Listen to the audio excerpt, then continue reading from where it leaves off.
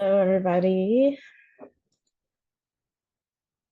think we have maybe one more minute, a little bit more time, about 30 more seconds in case anybody's trickling in. But good morning.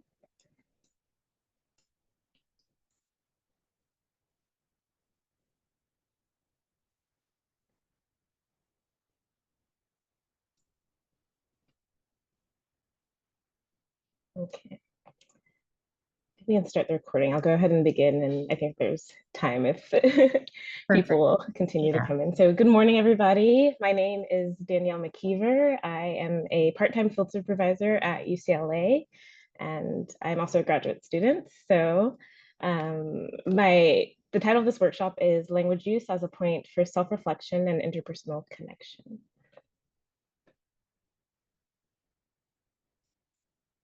So before we begin, I just wanted to go over some workshop norms.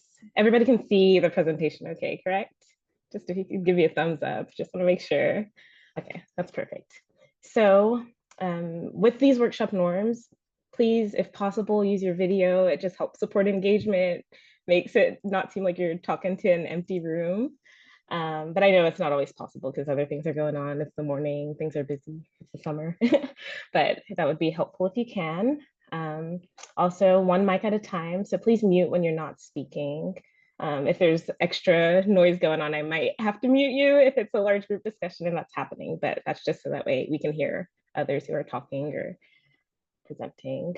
Be prepared to reflect. So within the title of this workshop, it talks about self-reflection. So you will need probably a drawing tool, so a writing tool, piece of paper, it can be electronic, and then also a writing or typing tool to actually do some writing. So be prepared for that. And then with that, we're going to engage in various workshop formats. So self-reflection, breakout rooms, and whole group discussions. And as we do that, please be respectful of others because there's going to be some sharing of self-reflection. And then of course, of our practices as field supervisors. So please be respectful of what others have to say and listen. I don't think anybody needs to be reminded of that, but I just want to share that as a norm. And then if you can ask questions for clarification. So some of the goals of this workshop are thinking about our own language use and understanding of language. And through that, there will be some self-reflection, some collaboration and discussion. Also, really thinking about how we can develop more critical approaches to how we use language, how we challenge pre-service teachers to use it, and then connecting them also to TPE Domain 7. So hopefully as you participate in discussions, you'll gain some tools or just conversations that can help equip you in your conversations with pre-service teachers as they're reflecting upon language use in their classrooms. And the ultimate goal is to empower students' social and academic language use in all subject matters. So I also realized the chat. Okay, I hope that everybody's okay. It's okay if you have to turn off your camera. Like I said, I understand that, but if you can, that would be great. But yes, please feel better. I didn't read that situation completely, but I think it was a grandson or something. Please, I hope that feels better. Okay. So the agenda for today, we're going to start off with some welcome and introductions, go over the focus and themes of the presentation, some self-reflection, really talk about critical language awareness and practice, reflect on our own practice or future practices, and then just have some closing, that should say conversations, I apologize. Remember that you'll need a drawing tool and writing or typing tool. So I'm gonna give you about 30 seconds to get that because I don't think I gave that before. So if you could do that, that would be great before we move on.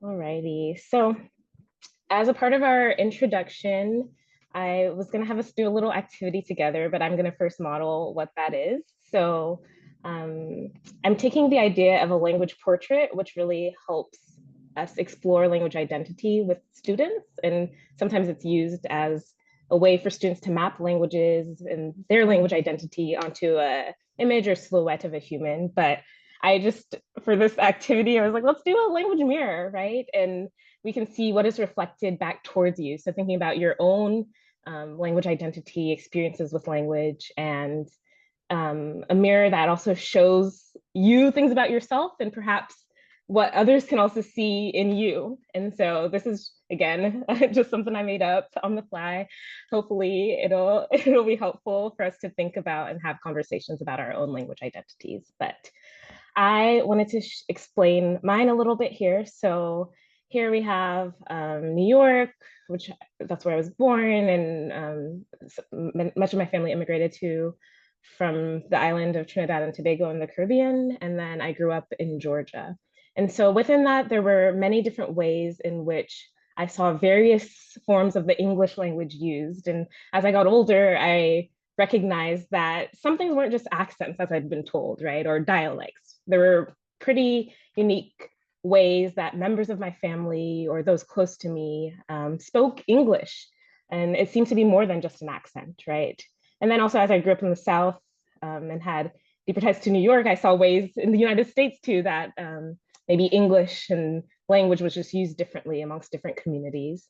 I also grew up in a group around a lot of people from different immigrant backgrounds whose Englishes I understood, others might not have understood them in the same way. And then sometimes even within my own family, maybe I understood things, but maybe couldn't quite speak Trini, as they call it, like my family. They say I sound like someone who has both parents from Trinidad as opposed to who's from the island itself. As I grew older, I learned Spanish. And that also helped me understand different things about the English language even more and the different ways Spanish is spoken in different countries. So much of my education, especially when I was in high school studying Spanish, my teachers wanted to teach Spanish from Spain, right? And really view things as like, this is the governing way in which Spanish is spoken, or Spanish from certain countries being valorized more than others. But then I proceeded, after I attended college, I taught English for a year in Mexico, and it increased my own confidence in my own everyday Spanish and saw different ways the language was used. And I was even more critical of what fluency means in language, because I was also teaching English to Spanish speakers. So that was really great to have conversations about different degrees of fluency. And then as a classroom teacher, I was able to use all of those different skills and understandings, my own identity, my own gained language conscious or linguistic consciousness into the work of being a classroom teacher. And that is something that I carry as a field supervisor as well, and a grad student. So now I'm going to give us time to participate in this language mirror activity. So these are some questions you may pose to yourself in your own individual writing of this drawing of this language mirror. It's not going to be perfect. I'm going to give you about 3 minutes to prepare here in the large group, but you can examine like what languages you know and the extent to which you know them, how they help you relate to others or how others relate to you. And then any symbols, words, phrases that come to mind for you to describe your language background and identity. After those 3 minutes pass, we're going to have about 5 minutes to share into breakout rooms your language mirror, but we're not doing that yet. Right now, we're going to have some quiet time to actually draw out your language mirror. Does anybody have any questions about any of that? And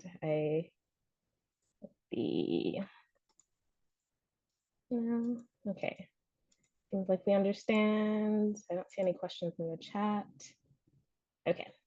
Alrighty, so I'm going to start a 3-minute timer now for us to do this. Let's see if I can find it on the screen, but if not, I'll do it personally.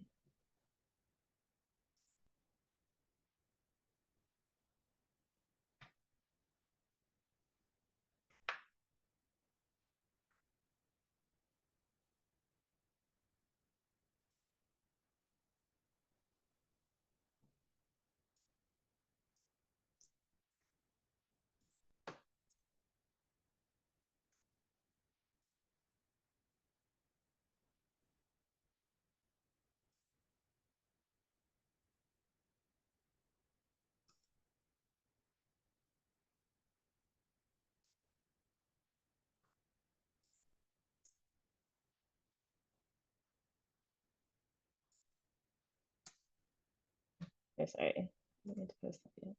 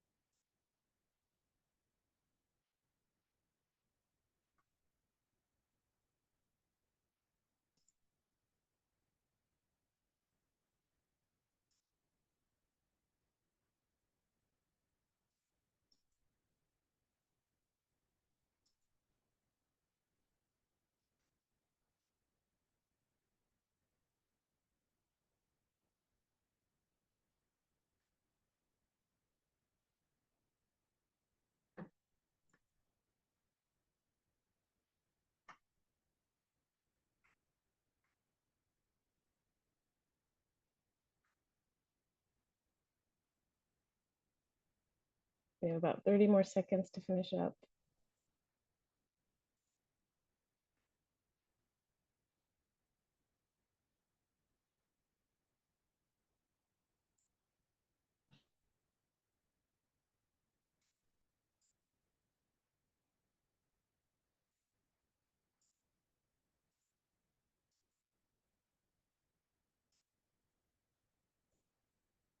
Okay, let the timers run. Alrighty, so if it's not perfect, that's okay. It's just to get to know each other a little bit, and we'll refer to them later in this workshop as well. But I'm gonna go ahead and open the breakout rooms, and I'm thinking we'll have about 5 minutes to share in those rooms. There are about 3 to 4 people per breakout room. All right, and before that, I, in the chat, do have these questions that you will discuss in your breakout rooms. There's also a Google Doc, because I thought it might be interesting to see some of the language mirrors that are in other rooms. So these are the questions and nature of the conversation that'll happen in your breakout rooms. So I'm gonna open them up now. You have about 5 minutes. Yeah, I was able to do that during the time, so thank you. All right, I'll hop in and see you all.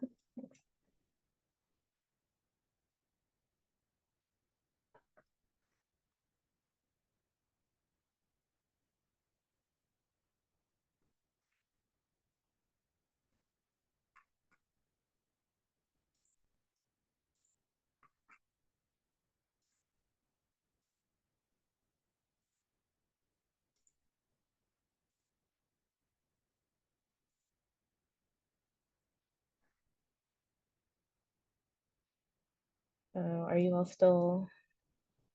Okay.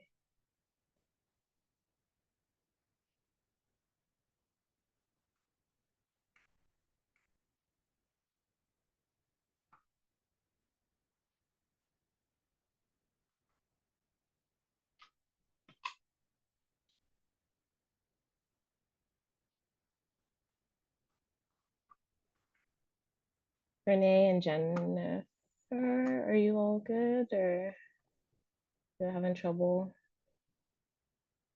Are you able to join? I clicked on, but I haven't joined. Okay. I think a message might pop up. Let's see. Okay.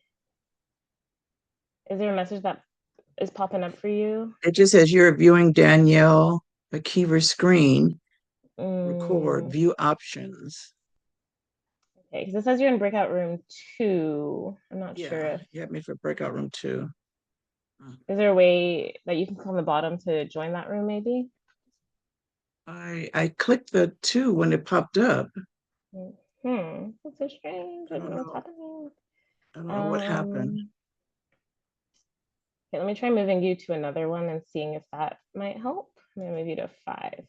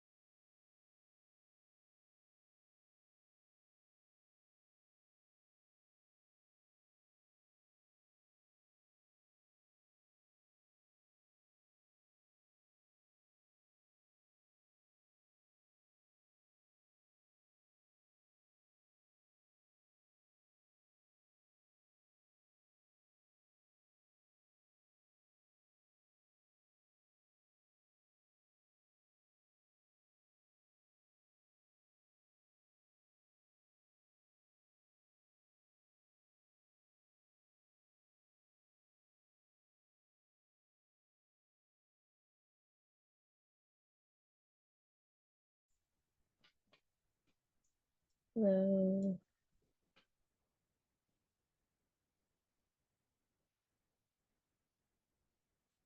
Are you okay with your room? Yes, sorry, they were Okay. kind of finishing up and yeah. Okay. No, no worries. Just checking. All right.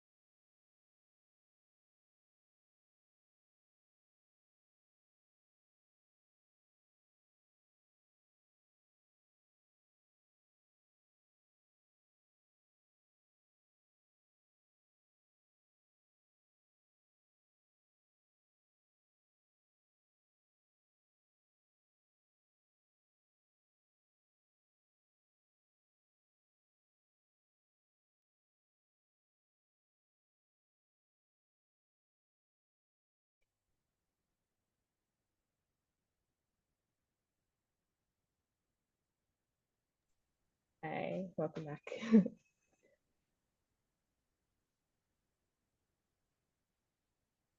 Were those good discussions that you were able to have in your groups? I didn't get to hop into many, but they sounded good. And as a reminder, but definitely you don't have to do it now. There is a Google Doc, Google Slides doc that you could post your language mirror activity if you would like to do so. Okay, let's see. I think we have almost everybody back, so we're going to continue this on. So hopefully, I was just saying in returning that you had some great discussions, got to know people in that breakout room that you'll also return to later in the workshop. Well, and then we'll also have some time to refer to this in some future discussions.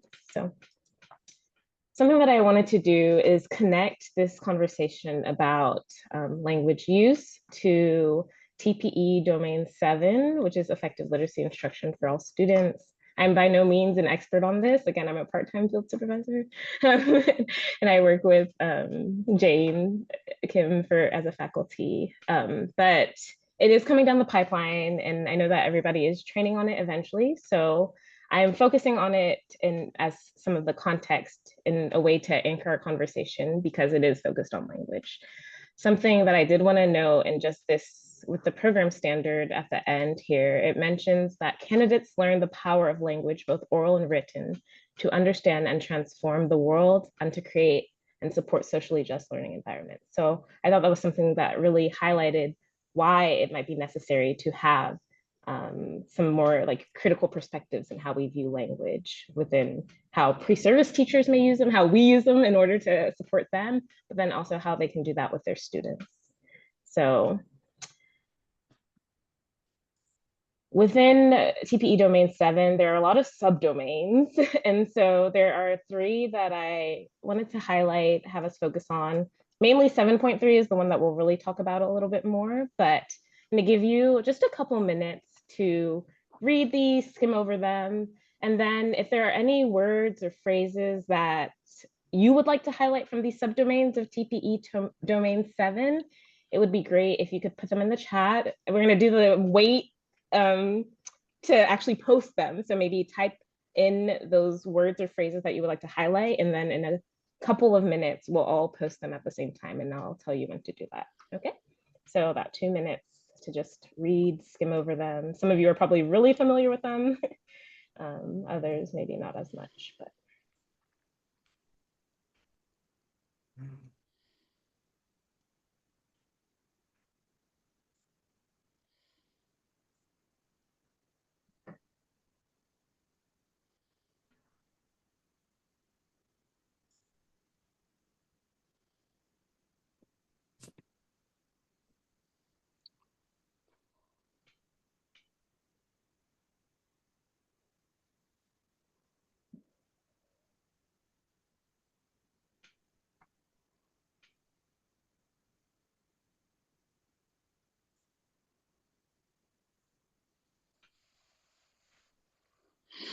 Okay, so if you already began to kind of think about them, read over, skim over them, it would be great if you could go ahead and um, send whatever words or phrases that you have highlighted.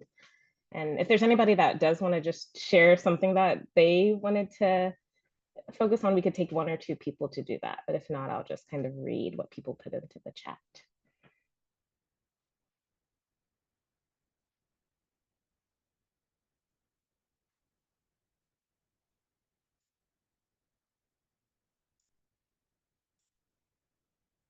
Okay, so dialect, intersectionality of languages, home language, reflective of family. Language is dynamic, ever changing, responsive to students' ages. All of 7.3, and then accepts and encourages translanguaging, 7.7. Affirming and sustaining. Multilingual programs, multilingual environments, literacy development. So a lot of really great things about kind of back to how language recognizes just diversity of language, culture, right? And how it can be culturally sustaining. And there are different ways in which we can be inclusive of students' backgrounds and their linguistic repertoires. So that's just something that I want us to carry in. Think about even 7.3 talks a little bit more about asset-based pedagogies. And so just looked at the California Department of Education website, and it defined asset-based pedagogies as a focus on the strengths that diverse students bring to the classroom. It's a direct response to deficit-based models to education of the past. And as it talks about asset-based pedagogies, it really highlights students' linguistic repertoires as assets and not deficits. And so when we really think about how we are talking about language and how we are letting students or pre-service teachers think about how they're supporting students in their language, that's an important component of it. There's also the diversity that students bring in terms of culture, language, and other forms of their identity. And there's some models that it refers to that we probably are very well familiar with, funds of knowledge, culturally responsive and relevant, or sustaining pedagogy. So all things that we might refer to, but just to keep in mind throughout the workshop. So now there's going to be a point for you to continue that self-reflection. So let's look at your language mirror. This is going to be something that you're not going to do in breakout rooms. We'll just keep here in this whole group. But how can we challenge ourselves to think critically about language? Some of us may do that. Some of us may need, we always need to continue to expand upon that. So here's some questions that you can pose to yourself. And you're gonna have about 2 minutes to self-reflect. So I know I spoke about a writing tool that you can use. So it'd be great if you could take that out and answer these questions on the right that really look at some critical approaches to think about language. And then that last one, we're gonna talk a little bit more about with language identity, power and privilege, and language ideologies. So 2 minutes.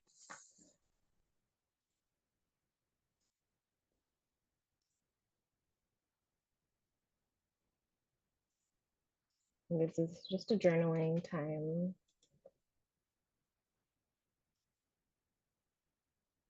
If you need a bio break, you can also incorporate that as you think about these questions.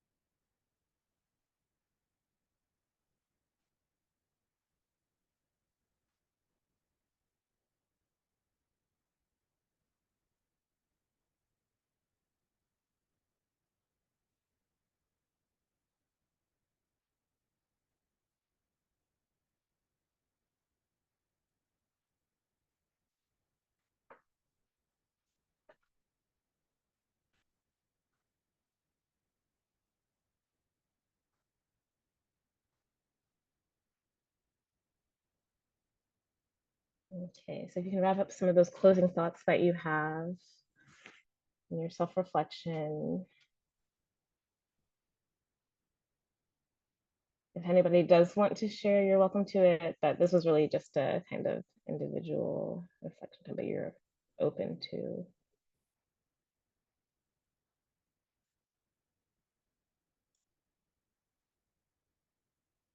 So I see some, in America, we speak English, and how that kind of can maintain and reinforce. There's maintaining and reinforcing, perpetuating existing use of language is the key to communication and building relationships. I'm curious about that. Maintaining and reinforcing, perpetuating existing use of language is the key to. I know you typed that in the chat, but Renee, would you like to expand on that a little bit? Because I think I'm trying to wrap my head around that thought. And it's okay if not, if that was just. No, I was just thinking that, without language, and there's different ways to communicate, but without the oral language, you can't really know what one is thinking or what one is feeling. Mm, So it's important to be able to speak the language, understand the language also, and that's the key to communicating. yeah, yeah. And I wonder too, even with this, right? Because I think there is that of like when we're talking about, I guess part of this conversation is what languages we're also talking about. Because I think here it's also referring to the power relations between language too. So that as an added element of maybe in this case of this question of how have you seen language being used to maintain, reinforce, and perpetuate existing power relations, I think it's talking about those languages that are already valorized, right? And not maybe the minoritized ones. But I do think in that conversation of what you're talking about, of like minoritized languages or uses of language, perhaps we have to think about how we can reinforce those uses. And so thank you. And then it's powerful, can be used to divide or unite people, weaponize, evoke emotions. There's a lot of great thoughts. I can't read them all, so definitely look at the chat. It's so great to see. Thank you all. Going to continue on just for the sake of time. So part of this workshop, I really just wanted to think about some critical language perspectives, like critical language awareness or critical language pedagogies. So critical language awareness specifically draws from critical discourse analysis and is based in sociolinguistics. And so the way that it applies to education in the classroom and teaching can look different, and people have ways that they kind of frame it. But I wanted to draw upon this Aleem 2005, that this quote really kind of ends up talking about the ways that we can acknowledge within critical language awareness that there are dominating or majority language practices that are valorized, but there are minoritized practices that are often marginalized. So we must be critical of the way that language practices exist, but also recognize there are ways to empower students with that. So as a field supervisor, this is a task for us as we engage with pre-service teachers, and also noting how they engage with their students. So again, it's like the self, and then the pre-service teachers, and then their students. So here is just some kind of aspects of this quote in Aleem 2005, but it talks about language ideologies, identity, power, and privilege. So these are some just ways that we can really see how we could analyze language from a more critical perspective. And so with language ideologies, I know somebody put, in America, we only speak English, right? So there's often that monoglossic perspective or ideology, or monolingual as opposed to heteroglossic or multilingual. And that's something that we can think about and encourage within work with pre-service teachers and their students. And then there's language identity. So there's a call within kind of critical language pedagogy or critical language awareness to even make students aware of their own language use or the language use of others and be critical of it. But that can look different based upon, especially working with pre-service teachers, comfort level, us as field supervisors, our own understanding, and then how that translates and transfers into pre-service teachers and then their students. But we'll explore those different ways. And then connections between languages and other forms of identity. Again, language is often tied into racial identity or cultural identity and other ways in which language does not exist on its own, but can be presented as such sometimes, although that's not the truth. And then power and privilege. So there, within schools in particular, we even see hegemonic beliefs about language, right? Really prioritizing those language forms. Sometimes you'll call it like here standardized American English, or in some readings it's like dominant American English. There's just various terms for it, but those are very present in the way that schools and schooling works. And that's a system within our society where language practices operate.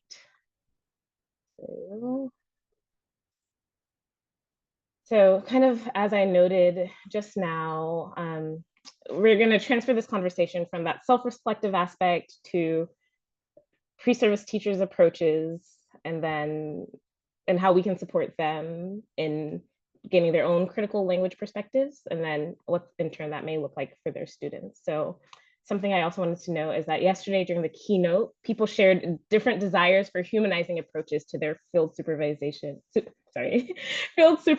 or mentorship. So something that I also realized was this is not just a way to view supporting instructional practices, but we can also get insights into pre-service teachers and their backgrounds, as you can understand and connect to them by gaining deeper connections to the linguistic, cultural, and other backgrounds. So you can also view it as that too. So we're gonna hop in breakout rooms again. These are just a couple articles, but we're gonna look at like these highlighted paragraphs. So it says like start and stop for each one. As you have conversations in your breakout rooms, you can think about what those articles say about critical language approaches or awareness or pedagogy.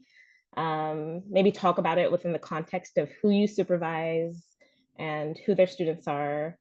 And then this question to answer, like in what ways have you or could you use language to resist, redefine, and possibly reverse power relations with your pre-service teachers? So those are the conversations we're going to use.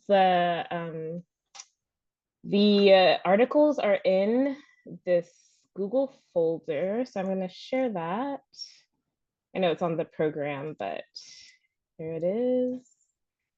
And then you are going to answer these questions, which I'll post. But it's right there, but we're going to join breakout rooms. So if you're an odd number breakout room, you can go ahead and read article 1, the highlighted or paragraphs. And then if you're an even number, you can read article 2.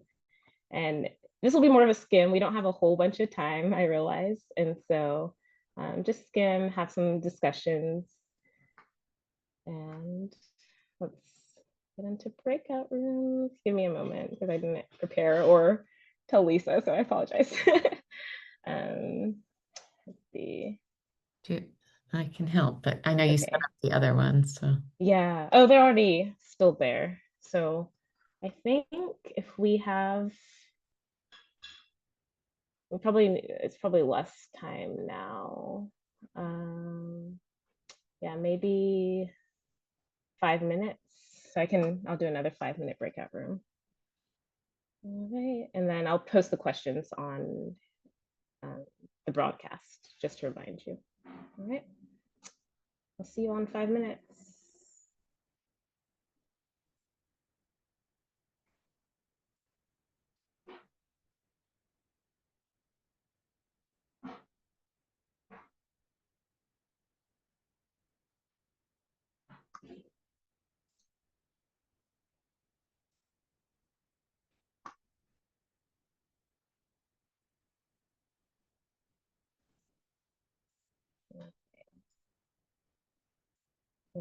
Are you good, Shannon, or?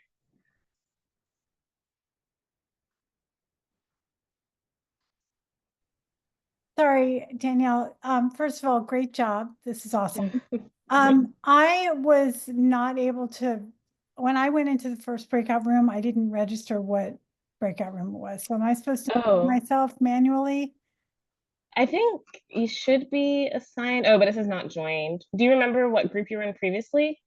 No. Okay, I'm gonna assign you to room 2 if that's okay. Perfect. Thank you so much. No problem. No problem. Thank you.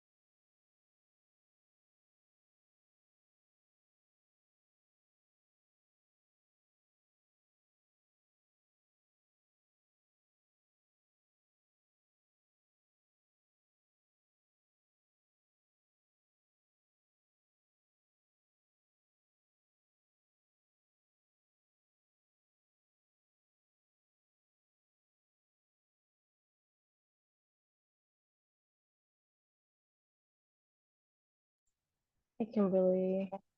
Hello, I was just at another meeting, so I'm Oh, jumping in. oh, well, welcome. They're in breakout rooms, but everybody's about to come back. So Okay, thank you. no problem.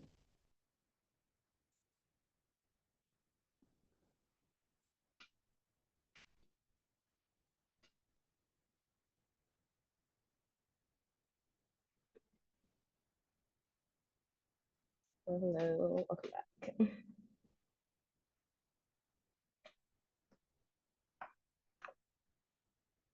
Hi, welcome back. I know it was probably short amount of time to talk and look at articles. I think I'm like, oh my goodness. Anything interesting come up though in conversation?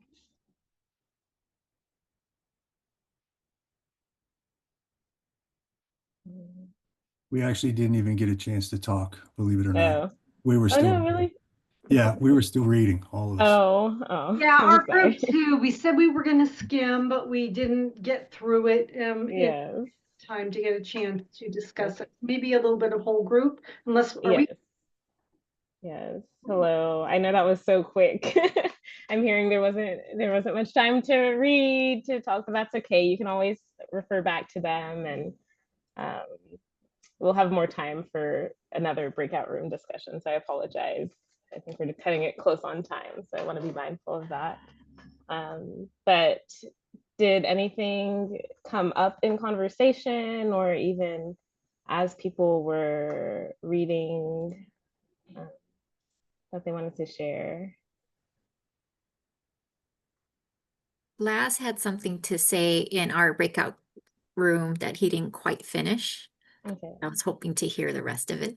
Yeah, one of the things that a friend and I, of mine, we were discussing that he's Mexican American, I'm Cuban American.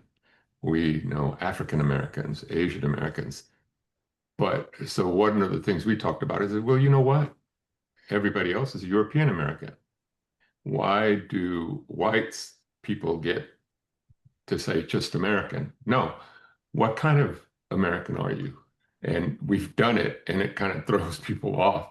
I said, well, I'm Cuban American. And, oh, well, but Europe is so large. I said, so is Africa.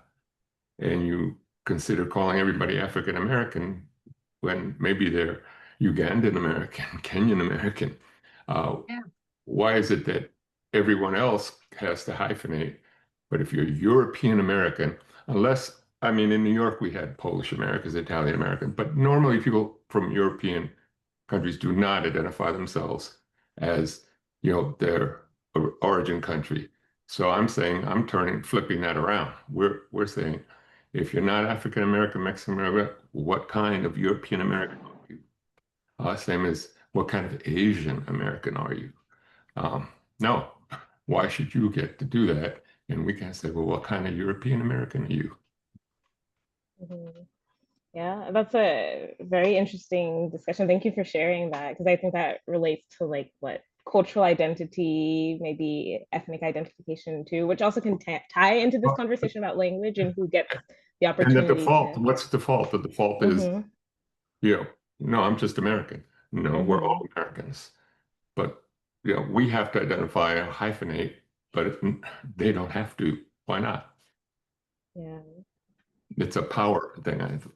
And those power dynamics are reflected in so many different aspects, right? And so that's a great connection to even how we can see those reciprocated also within language structures, and who gets to say, oh, I speak English, right? Or and what even those, back to that form of valorization of forms of English, right? It's like, oh, well, you speak English in a very particular way, right? And maybe it's this kind of standard American English or standardized English that is seen as valued, as opposed to things like African American vernacular English, or different creoles of English, different languages in general. So somebody in the chat, Edwina.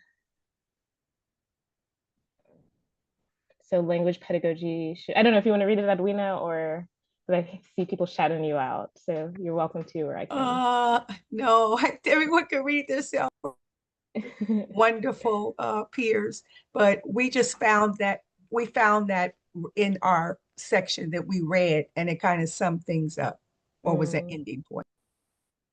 Well, thank you for sharing. Thank you. Okay, well, we will continue this on. I know we have about 10 minutes, so I'm gonna, I think, change things a little bit.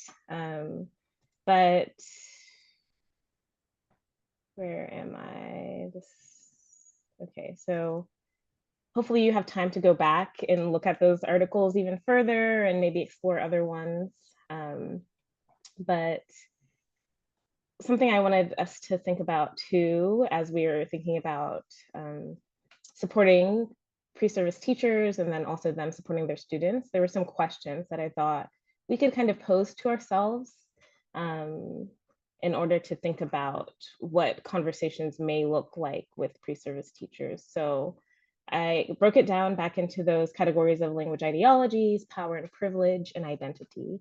And so with language ideologies, it may involve that interconnectedness between identity, power, and privilege too, as we talk about those monolingual, monoglossic language ideologies and those multilingual or heteroglossic language ideologies. And they often help frame these other conversations, right?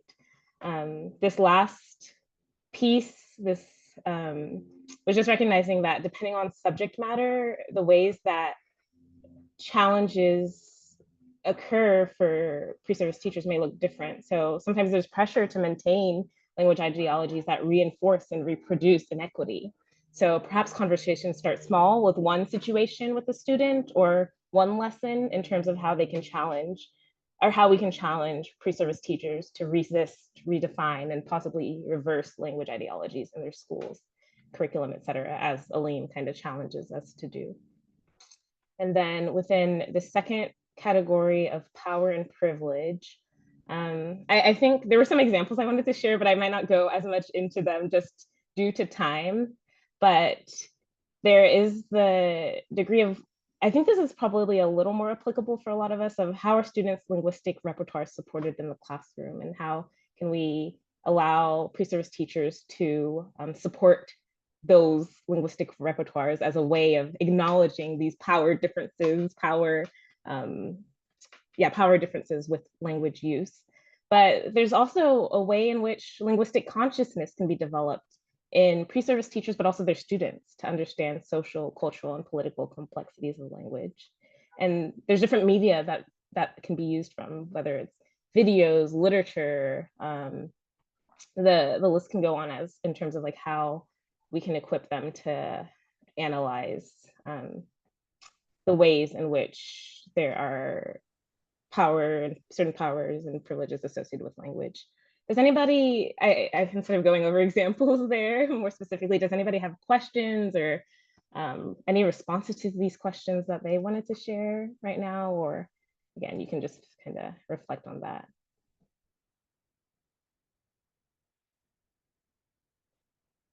Elise said, I thought it would be great to do the language mirror activity with our pre-service teachers. Yeah, I'm glad that caught on. Like I said, it's like I was modifying it from kind of the language portrait, but okay. Any other to power and privilege, anything? Okay. Well, with identity, so some questions we can ask are about those asset-based connections to language and culture, right? How do pre-service teachers connect to their own language identity and background? And how do they use that to get an understanding of students' linguistic identity and backgrounds? And then also an examination of students' own, or equipping students to understand their linguistic identities and backgrounds, even compared to other people. So I was just gonna share this quick example. This is actually, I have this book, Mexikid, because this past year I worked with both multi-subject,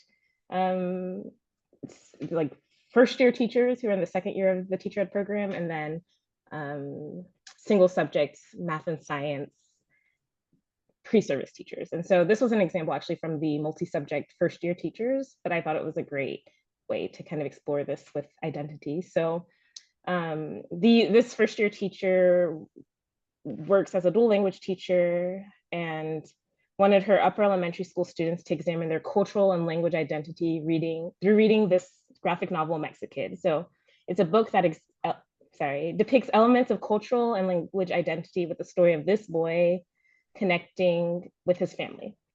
As students were set to create their own narrative in the form of a graphic novel, the teacher noticed that students' writing of dialogue did not match how she realized they would discuss the use of Spanish language in their homes, with their families, and even for Spanish vocabulary that she knew they could write or speak.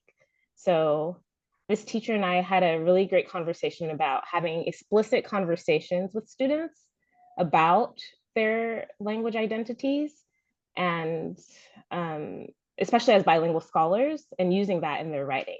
So the teacher and I were able to explore why it was that students did not initially resort to writing in Spanish, although they had the option to, that kind of led to that conversation and discussion about language and power and how identity can intersect with that. So that was just a quick little example, and maybe you can think of those that have happened or challenge yourself for the future. So I'm gonna skip over here, and then this is another last breakout room, but maybe we can just think about this in a large group. But there's, in the past you have, so reflecting on what you've done already, and then in the future you will. And so thinking about, with the past, what structures, resources, or conversations have you already had with pre-service teachers to support language use? In what ways have you already examined that allow them to examine their students' language use with identity, power, and privilege language ideologies? And then in the future, how can you make that more critical? What questions can you ask them? You can even ask them some of these previous questions that I pointed out, or think of some based on those. And then how does that also connect back to TPE domain 7? So we can open this up to just a whole group conversation. I can post these in the chat too, so we can see each other's faces, would be great. But maybe a minute or so to think. We can have some folks sharing, unmuting if they'd like, or sharing in the chat.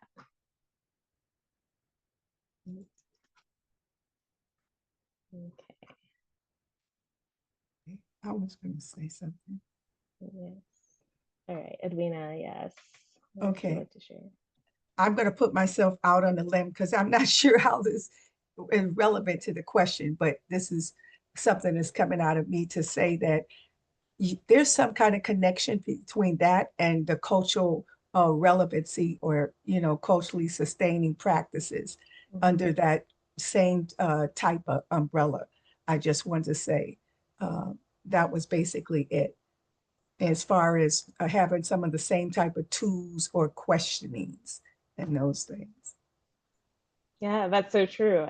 And I think that was one of the framings with like asset-based pedagogies that really inform all of this when we think about language use in the classroom. So yeah, that's a great connection to make. And then I think there's that added piece of like the criticality of it all, right? How can you also get students to engage in that more critical piece that is often not as developed, perhaps? I think what's come up for me is that I work with secondary math and science pre-service teachers, novices, and they often say that language is not something that they think about when they enter the profession or enter our teacher ed program. And so it's very interesting how when they don't think about the criticality of language, they default to a very exclusionary instead of inclusive way of teaching math or science, where it almost excludes students from feeling that they feeling humanized in those spaces, and they often feel dehumanized. So there is that humanizing factor of even in science and math, that language has that power to create a more inclusive environment for all students versus some of what we've seen with some of the math and science classrooms. That's very true. Are there any other math and science folks that can maybe attest to that and those challenges and maybe goals that they've created with that in mind?